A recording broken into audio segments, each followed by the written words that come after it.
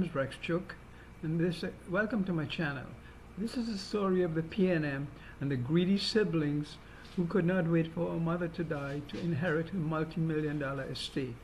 My father died intestate, means there was no will, so my mother inherited everything. The big house where she lived with my father in La Ceiba, the property in Barataria where the mirror was born, and 2 rental properties at 3rd Street, Maraval.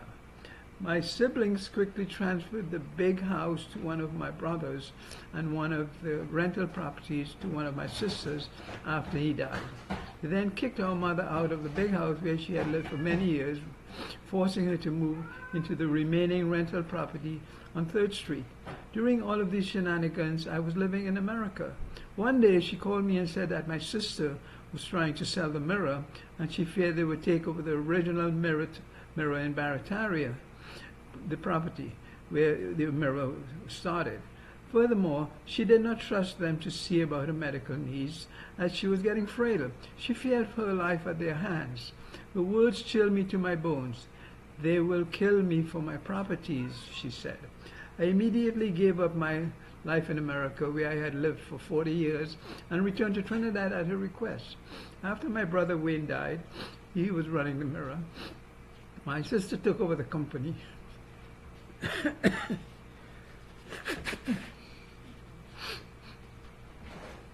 However, she said she had no interest or experience in running a newspaper and wanted to sell the business. When I arrived in Trinidad,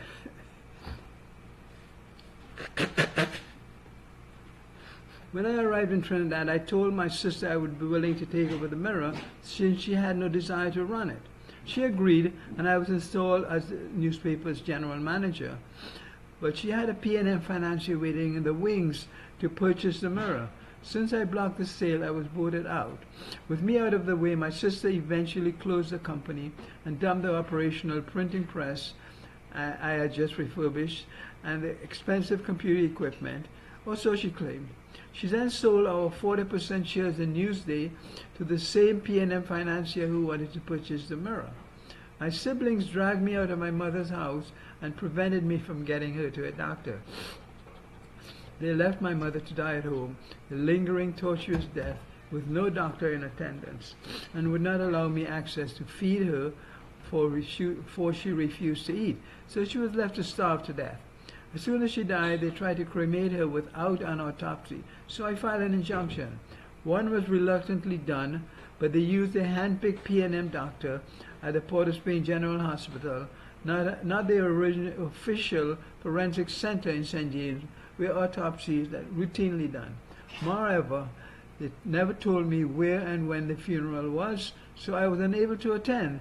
They cremated her body, so all evidence of the true cause of death went up in smoke.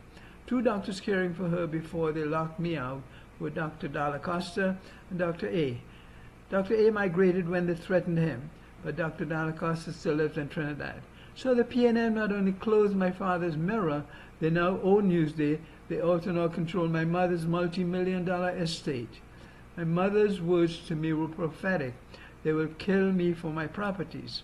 Sadly, I could not save her from her children, who were aided and abetted by the PNM.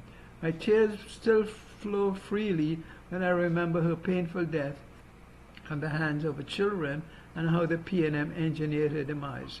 With the PNM controlling the police, lawyers, and even the president, the ghost of Dr. Williams was chortling in his glee. The family of his nemesis, Choco, the only journalist to challenge him, had been subjugated.